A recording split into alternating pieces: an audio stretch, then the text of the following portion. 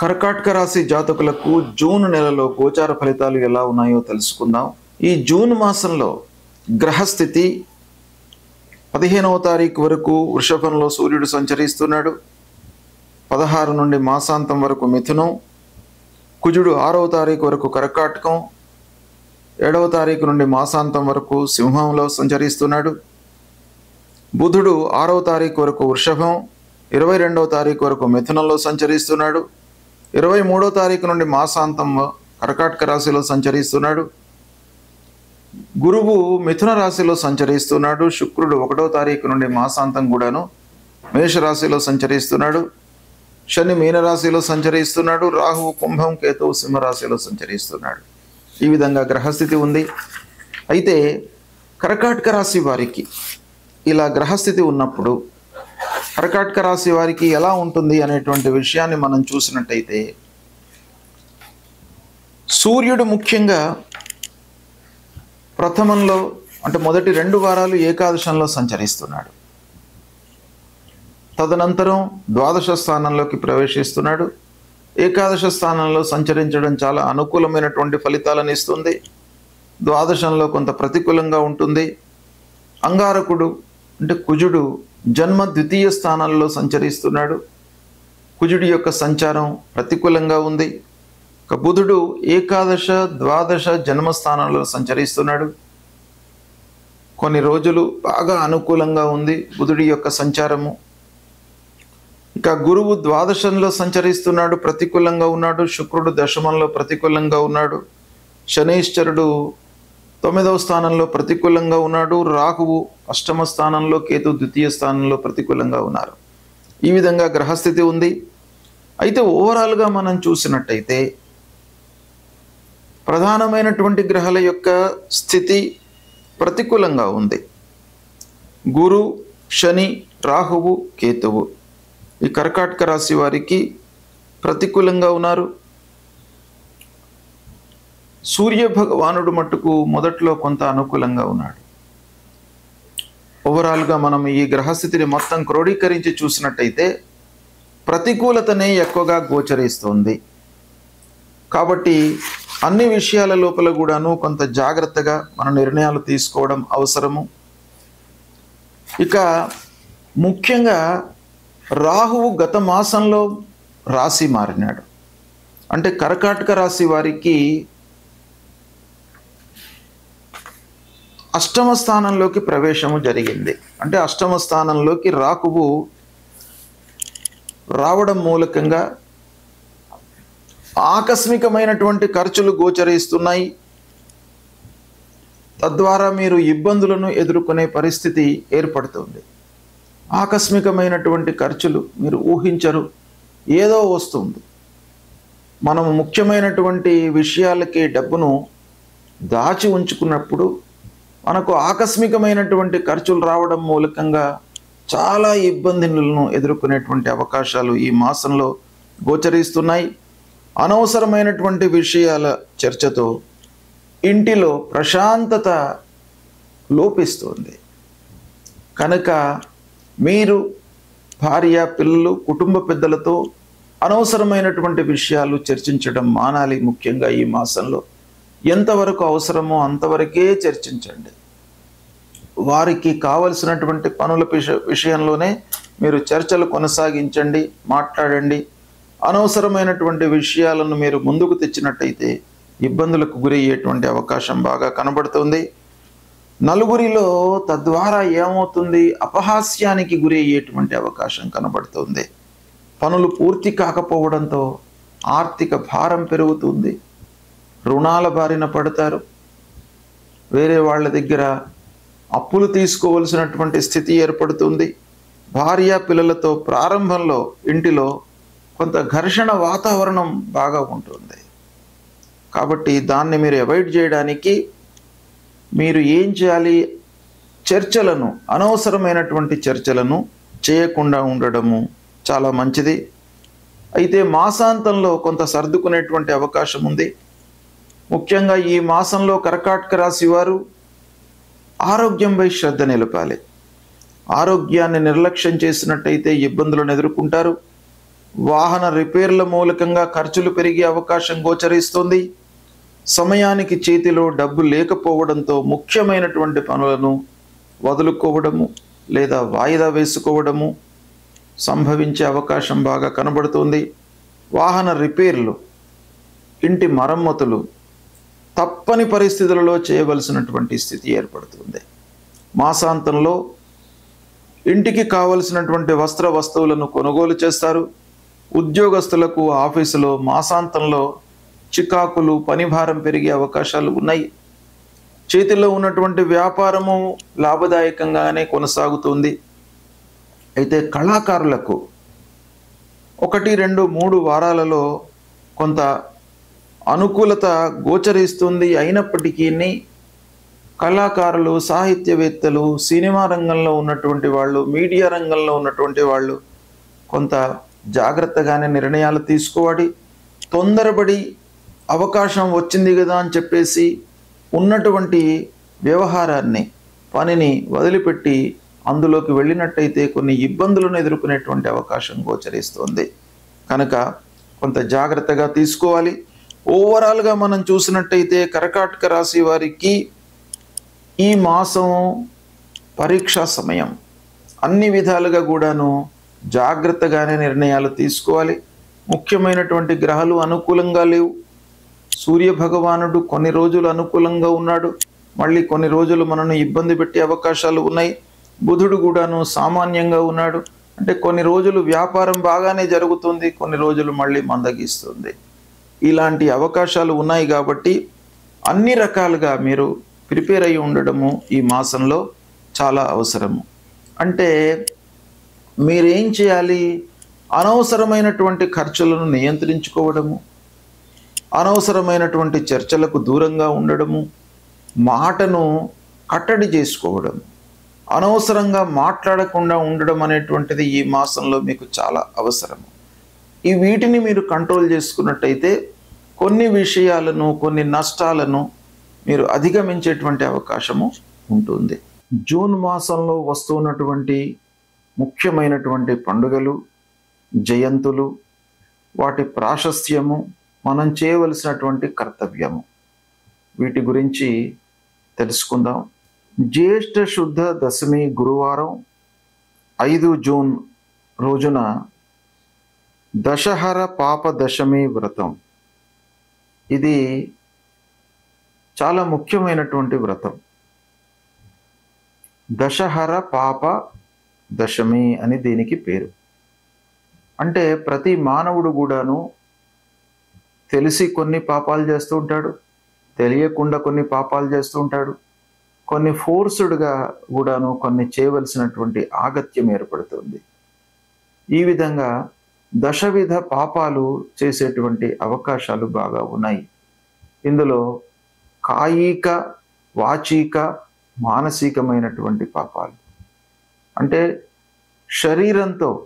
శరీరము ఇన్వాల్వ్ అయ్యి చేసేటువంటి పాపాలు కొన్ని, మాట మూలకంగా ఎదుటి వాళ్లను ఇబ్బంది పెట్టడము, తద్వారా కలిగేటువంటి పాపాలు, మనస్సు లోపల అనర్థాలను ఊహించుకొని కీడును తలపెట్టి తద్వారా వచ్చేటువంటి పాపాలు, మానసికమైనటువంటి పాపాలు.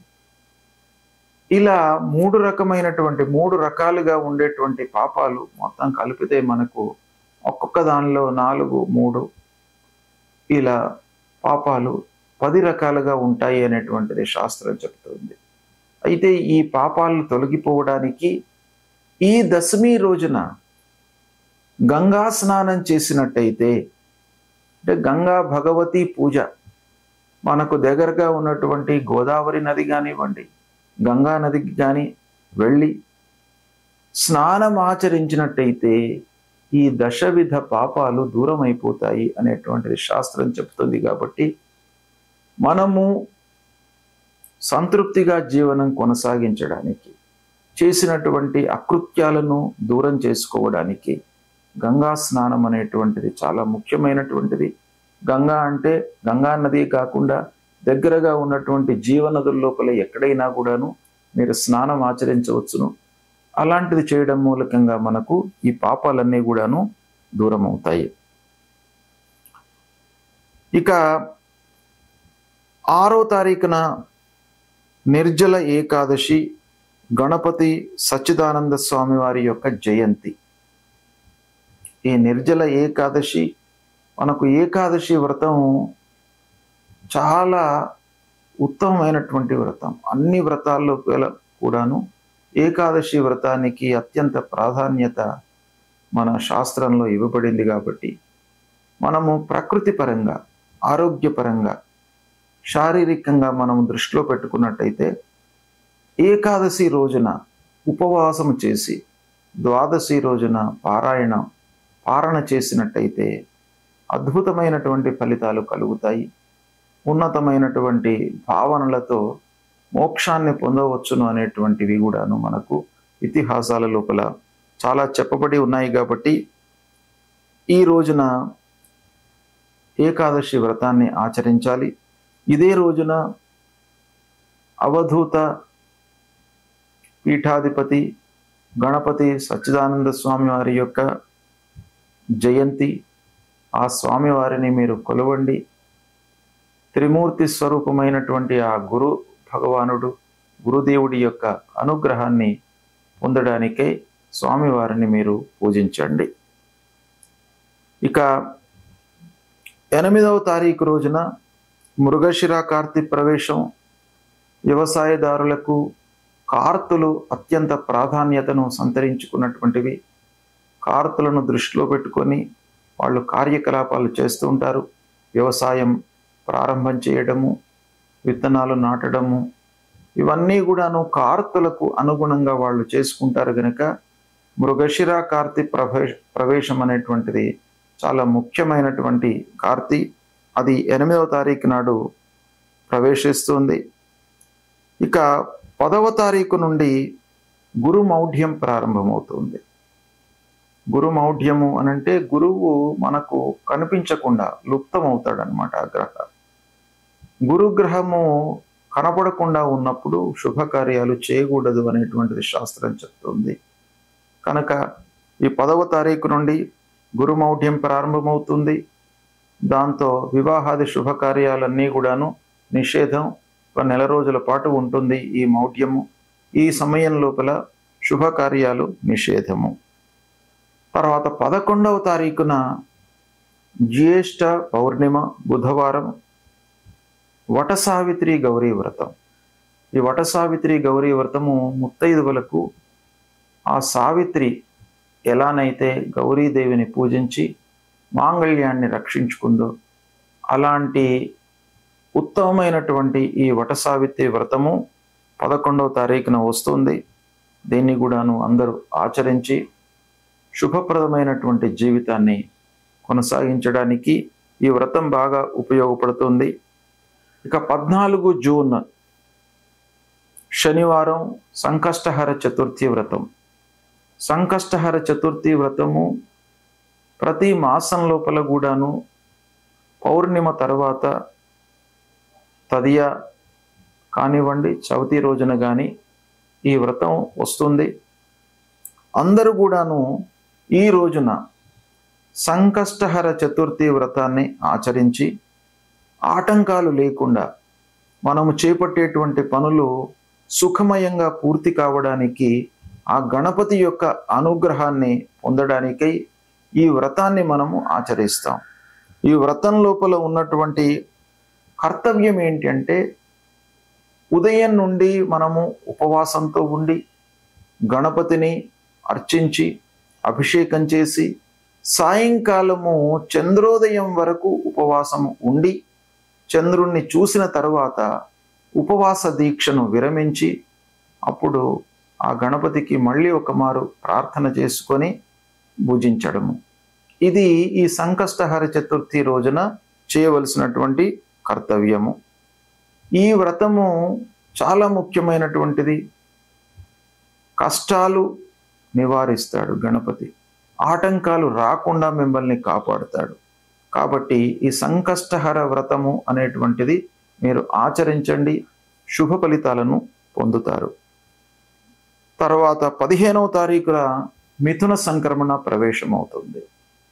ఈ సంక్రమణ రోజున పితృదేవతల ప్రీత్యర్థమై మనము ఎవరికైనా కూడాను కొంత అన్నదానం చేసినట్టయితే మీకు సత్ఫలితాలు పొందుతారు. ప్రతి సంక్రమణ రోజున పితృదేవతల ప్రీత్యర్థమై మీరు ఒకరికి కానీ ఇద్దరికి కానీ మీకు ఎంతమందికి అనుకూలమైతే మీ శక్తి కొలది అన్నదానం చేయండి, సత్ఫలితాలను పొందుతారు.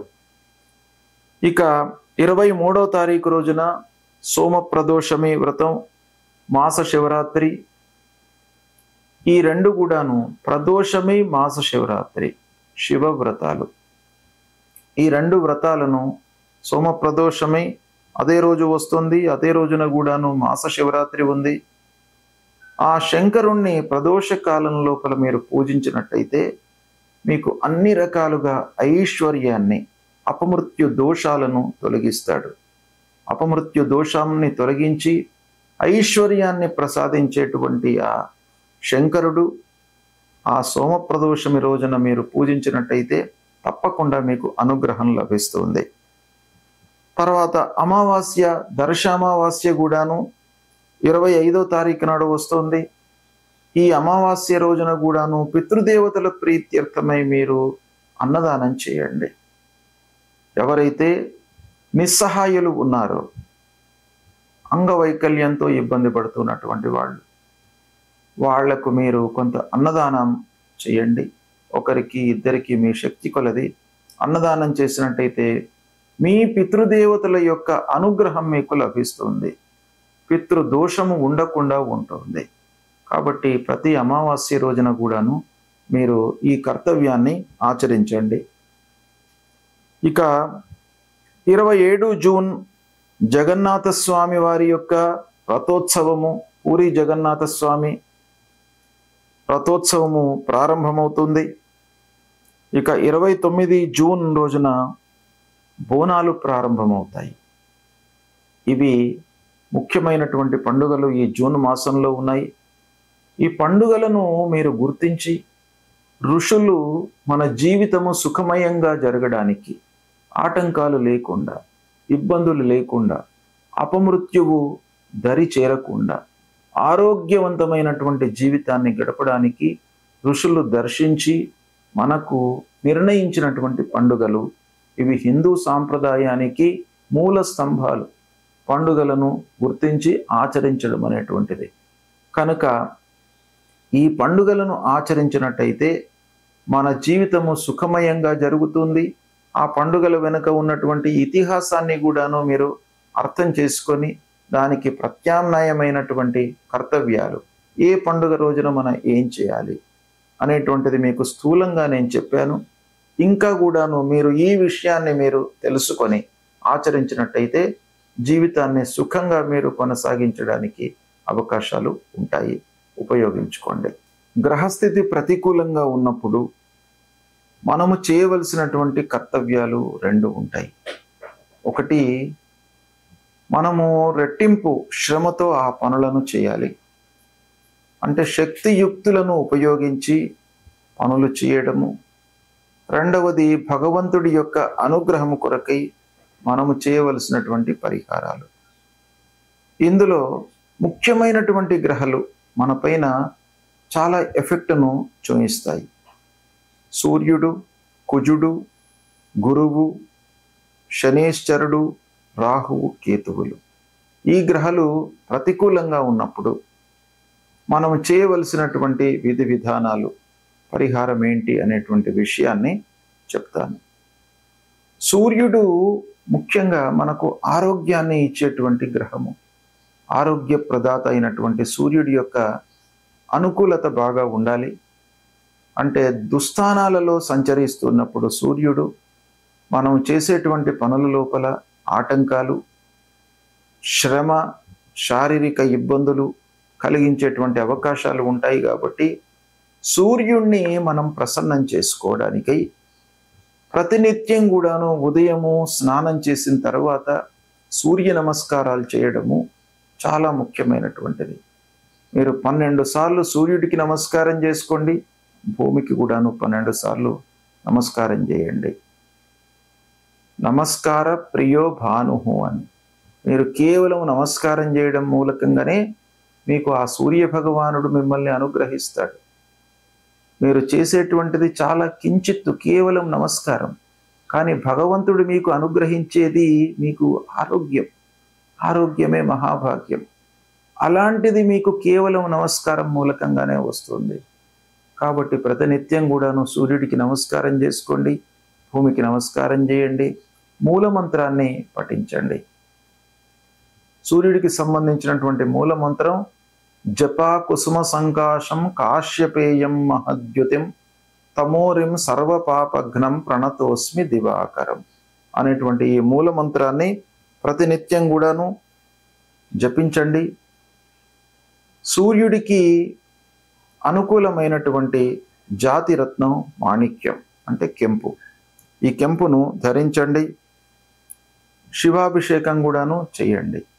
శివుడు కూడాను మీకు ఆరోగ్యాన్ని, ఐశ్వర్యాన్ని ఇచ్చేటువంటి భగవంతుడు కాబట్టి ఈ సూర్యుడు ప్రతికూలంగా ఉన్నప్పుడు సూర్య భగవానుడితో పాటు శంకరుడికి కూడాను మీరు పూజించండి. తరువాత మన ఫలితాలపై అంగారకుడు అంటే కుజగ్రహం కూడాను బాగా ప్రభావాన్ని చూపిస్తాడు. కుజుడు ప్రతికూలంగా సంచరిస్తున్నప్పుడు మీరు సుబ్రహ్మణ్య స్వామిని పూజించండి, కాళీమాతను పూజించండి. ఎర్రటి పూలతో మీరు పూజించినట్టయితే ఆ అంగారకుడు మిమ్మల్ని అనుగ్రహిస్తాడు. ఈ అంగారకుడు అంటే కుజుడి యొక్క ప్రభావము నిర్వీర్యం కావడానికి, తగ్గడానికి, ప్రతికూల ఫలితాలు ఉండకుండా ఉండడానికి మీరు ప్రతినిత్యం కూడాను ధరణీ గర్భ సంభూతం విద్యుత్ కాంచన సన్నిభం కుమారం శక్తిహస్తంచ మంగళం ప్రణమామ్యహం అనేటువంటి ఈ మూల మంత్రాన్ని ప్రతినిత్యం కూడాను జపించండి. సుబ్రహ్మణ్య స్వామి దేవాలయానికి వెళ్ళండి. ఈ అంగారకుడికి ప్రీతికరమైనటువంటి జాతిరత్నము పగడం. పగడాన్ని ధరించండి. పగడాన్ని ధరించినట్టయితే కూడాను అంగారకుడు ప్రీతి చెంది మీకు అనవసరమైనటువంటి ఇబ్బందులు లేకుండా మిమ్మల్ని కాపాడుతాడు. ఇక గురు భగవానుడు అత్యంత ప్రధానమైనటువంటి గ్రహ కనుక గురువు ప్రతికూలంగా ఉన్నప్పుడు మీరు దక్షిణామూర్తి దేవాలయానికి వెళ్ళడము, దత్తాత్రేయ స్వామి దేవాలయానికి వెళ్ళడము, దత్తాత్రేయ స్వామిని కొలవడము, ఇవి చేసినట్టయితే మీకు ఆ గురు భగవానుడి యొక్క అనుకూలత లభిస్తుంది. సద్గురువులను సందర్శించుకోండి, మాతాపితృవులను సేవించండి. ఆ గురు భగవానుడి యొక్క అనుకూలత లభిస్తుంది. ఇక ఈ గురు ప్రీత్యర్థమై మూల మంత్రాన్ని కూడాను ప్రతినిత్యం జపించుకోండి. దేవానాంచ ఋషీణాంచ గురుం కాంచన సన్నిభం వందనీయం త్రిలోకానాం తం నమామి బృహస్పతి అనేటువంటి మూల మంత్రాన్ని ప్రతినిత్యం కూడాను చదువుకోండి. పసుపు వస్త్రము, శనిగలను దానంగా ఇవ్వండి. పుష్యరాగాన్ని ధరించండి. గురువుకు ఇవి చాలా ప్రీతికరమైనటువంటిది కాబట్టి వస్త్రము, ధాన్యము దానంగా ఇవ్వండి. ఈ కనక పుష్యరాగాన్ని ధరించండి. ఇక శనేశ్వరుడు ప్రతికూలంగా ఉన్నప్పుడు శని మనకు చాలా విషయాల లోపల ప్రభావాన్ని చూపిస్తాడు. ముఖ్యంగా ఆర్థికపరమైనటువంటి సమస్యలను క్రియేట్ చేస్తాడు. రాబడి పైన ప్రభావాన్ని చూపిస్తాడు. కనుక శని భగవానుణ్ణి అనుకూలం చేసుకోవడం చాలా ముఖ్యమైనటువంటి కర్తవ్యం. శనిని ప్రీతికరంగా మనం పూజించాలి. శని ప్రీత్యర్థమై ఏం చేయాలి? శివుణ్ణి పూజించండి, ఆంజనేయ స్వామిని పూజించండి, స్తోత్ర పారాయణం చేయండి, శని స్తోత్ర పారాయణం చేయండి. తర్వాత హనుమాన్ చాలీసా పారాయణం చేయండి. ఇవి చేసినట్టయితే శని మీకు ప్రీతి చెందుతాడు. నీలాన్ని ధరించండి. నల్లని నువ్వులు, నల్లటి వస్త్రము, ఒక ఇనుప ముక్క, వీటిని దానం ఇవ్వండి.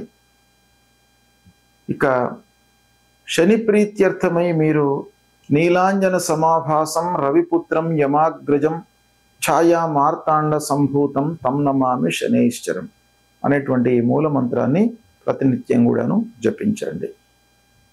ఇక రాహువు ప్రతికూలంగా ఉన్నప్పుడు, రాహువు కూడాను ప్రధానమైనటువంటి